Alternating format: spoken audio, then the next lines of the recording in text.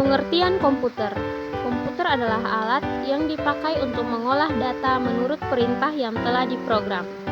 Secara luas, komputer dapat didefinisikan sebagai suatu peralatan elektronik yang terdiri dari beberapa komponen yang dapat bekerja sama antara komponen satu dengan yang lainnya untuk menghasilkan suatu informasi berdasarkan program dan data yang ada.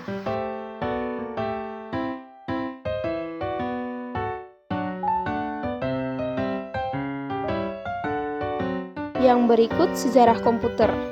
Pengembangan komputer terbagi dalam 4 generasi. Generasi pertama dimulai dengan perangkat mekanis seperti mesin hitung Pascal pada abad ke-17. Generasi kedua, Charles Babbage kemudian mengembangkan mesin analitik pada abad ke-19 menjadi cikal bakal komputer modern. Generasi ketiga, pada tahun 1946, ENIAC muncul sebagai komputer pertama sepenuhnya elektronik.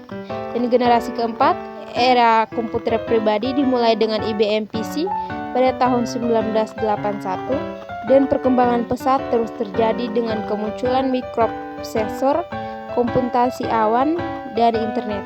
Saat ini, inovasi seperti kecerdasan buatan menjadi pusat perhatian dalam evolusi komputer.